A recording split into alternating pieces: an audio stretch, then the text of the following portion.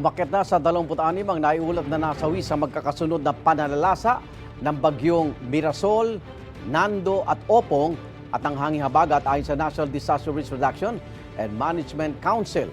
Sa Masbate, nagdeklara na ng state of calamity dahil sa kabi-kabilang pinsalang iniwan ng bagyong Opong. Siyam ang naitalang nasawi roon, kabilang isang teenager na lalaki. Dadaganan kasi ng gumuhong pader ang kanilang bahay sa kasagsagan ng bagyo. May unang balita si JP Soriano. Mabait, malambing na anak at apo at isang mabuting kaklase na puno ng pangarap sa buhay ang 16 na taong gulang na si Brian Bolaño. Pero sa kasagsagan ng bagyong Opong sa Masbate City nitong Biyernes, ang kanyang buhay maagang natapos. Pasado alas 4 ng madaling araw habang nasa loob ng kanilang bahay, nabagsakan ng gumuhong pader ng kapitbahay ang mismong silid kung nasaan si Brian.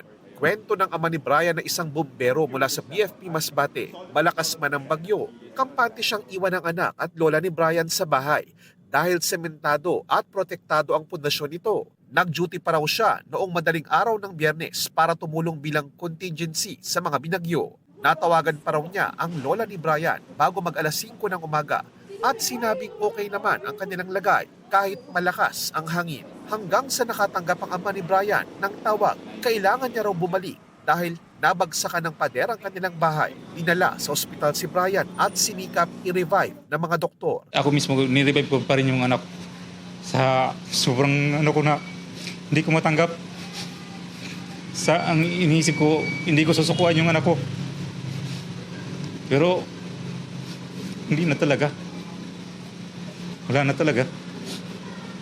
Isa si Brian sa 9 na namatay sa probinsya ng Masbate dahil sa bagyong Opong. Hindi bababa sa 10 katao pa ang vine-verify ng PDRRMC ng Masbate kung may direktang kaugnayan ng pagkamatay sa bagyong Opong. Problema pa rin sa probinsya hanggang ngayon ang mga nagtumbahang poste ng linya ng kuryente at mga higanteng punong binali ng malakas na hangin. Wala pa ring maayos at stable na linya ng komunikasyon ayon kay Masbate Governor Richard Ko. Nabanggit ng Masbate Electric Cooperative na posibleng abutin ng 1 buwan bago tuluyang maayos ang supply ng kuryente sa buong probinsya. Nangako raw ang Department of Energy na tutulong sa lalong madaling panahon para mas mapabilis ito. Nagsabi na rin daw ang mga nangungunang telcos na puspusan ang kanilang pagsasaayos ng signal. Isa sa mga pangunahing problema ng mga taga-Masbate ngayon ay pagkain at tubig. Naiparating na raw ang first batch ng deliveries ng pagkain at tubig at dadalhin na ang mga susunod na batch